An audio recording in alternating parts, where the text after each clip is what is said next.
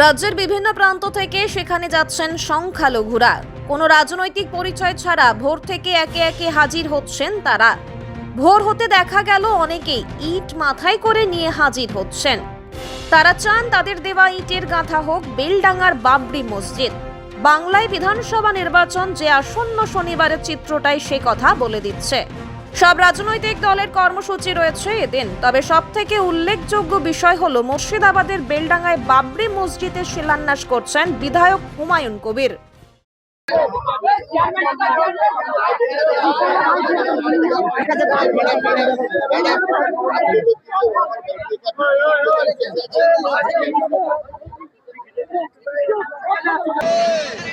মহব্বতের সাথে কাঁধে কাঁধ মিলিয়ে অনুষ্ঠান পালন করবে। যারা ভলান্টিয়ার আছেন তাদের অনুরোধ করছি আপনারা নিজ নিজ দায়িত্ব পালন।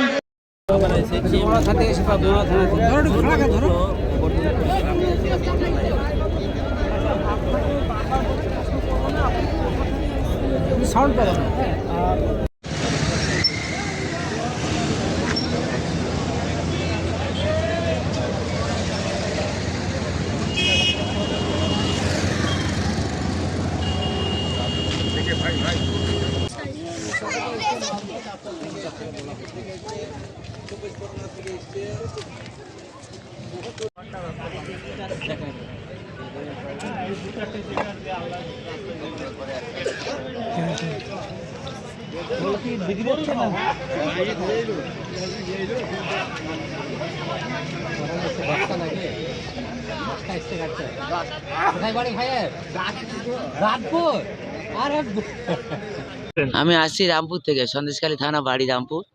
হুমায়ুন কবির একটা মসজিদ করছে, আল্লাহর ঘর বাবরি মসজিদ। আমরা খুব খুশি, আমার মার ভালোবাসা একটা ইট দিয়ে ওনাকে খুশি করার জন্য এই যে মসজিদটা করছে। আমরা আবেগে আমরা থাকতে পারিনি। সেই 249 কিলোমিটার রাস্তা আমরা আপ ডাউন করে চলে এসেছি যে আমাদের ভাই আল্লাহর ঘর মানে বিশাল একটা বড় কিছু জিনিস, আমরা জীবনও করতে পারিনি। ভাই করছে সেই ইয়েতে আবেগে আমরা ধৈর্য না থাকতে পেরে আমরা চলে এসেছি। 249 কিলোমিটার রাস্তা গাড়ি চড়ে, রাত 9টায় গাড়ি ছেড়ে আমরা এই 6টায় 15 এখানে এসে পৌঁছালাম। তাই চলে এসেছি যে আল্লাহর ঘর আমরা চাই যে হোক। কেন ভারতবর্ষে হিন্দু মুসলিম দণ্ড বাজাচ্ছে যে মুসলিমদের কোনো জিনিস করতে দেবো না, মসজিদ হতে দেবো না। এই আবেগ আমরা না রাখতে পেরে আমরা আল্লাহর ঘরের জন্য আমরা চলে এসেছি এই রামপুর থেকে। আমার নাম जुल्फिकार खान। उसी टाइम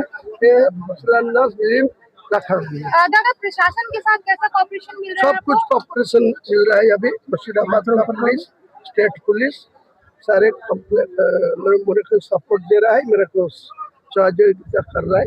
ये मेरे को धन्यवाद जना रहा है। दादा, सबसे बड़ा सवाल ये हो रहा है कि कितनी भीड़ इकट्ठा होगी। बहुत अरे भाई अब ये तो है ही मौजूद, यहाँ मौजूद है। अब जहाँ मैं पूछने का क्या, ये सवाल पूछने का क्या जरूरत है? अब देख लीजिए ना कितना आएगी। चलिए